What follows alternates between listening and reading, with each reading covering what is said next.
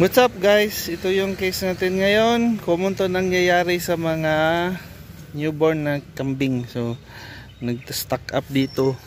Nangyayari, hindi sila nakakapupo kasi nagbagdik dito. Nagbagtik. So, you can see, hindi sila makaipot kasi nagbarato dito. So, kailangan natin tong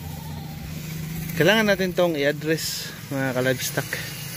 So kakapanganak lang, bagong panganak pa to, couple of days. So ito na yun, pag napabayaan to magkaka-poisoning siya dahil hindi nakalabas yung feces sa loob. So ito, tirahin natin to ngayon. Ito yung gamit natin guys. Sabon lang, detergent, ano sabon, gamit ko na yung dishwashing soap. Gasan lang guys. Maayo din ato kanang kung tanaw niya ang tutoy sa kanang kuan sa inayan. Basta nagbagtik na ba? Yang ihatong pagawasan sa gatas.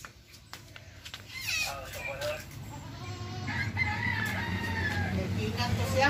Kasi mao ni siya matutoy kay dahil bagtik na gatas. Kung pwede, makabangan ko, sir. Okay na. Kita mga tagadok. Sunod-sunod na lang. Ito guys. Tanggal na siya guys. Oh. Tanggal na siya.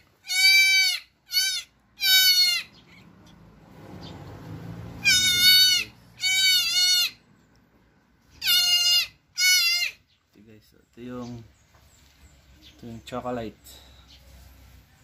to guys, chocolate poke.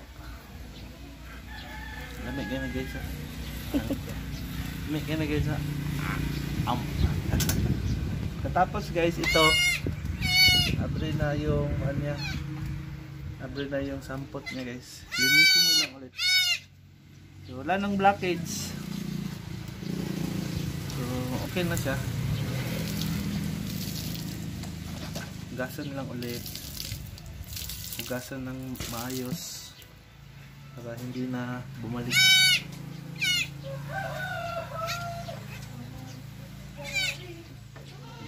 Yun lang guys, para ligtas yung kambing natin.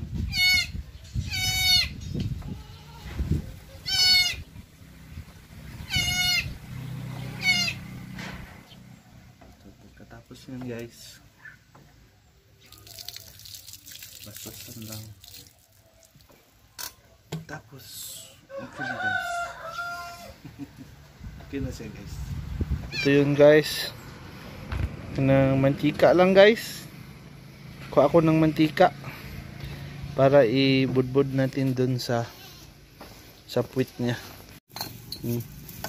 Budbud lang dun guys. Oh.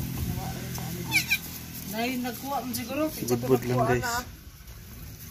I-wipe lang siya dito guys. Wipe siya dito guys.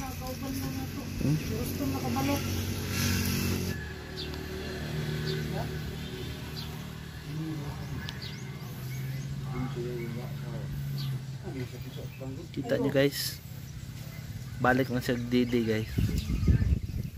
Kiwil-kiwil na po dyan iog guys.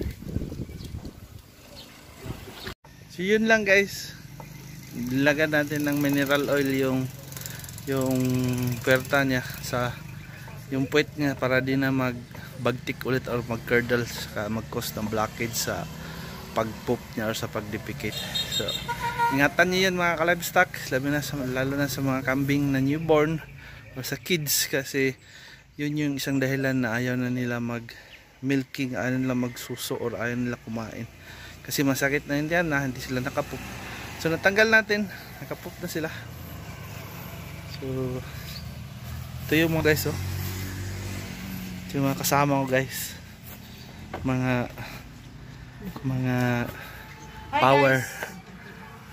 power dito guys sa breeding center. Ito, ingatan niyo mga ka-livestock. So ito, thank you for liking, subscribing, and as always, glory to God.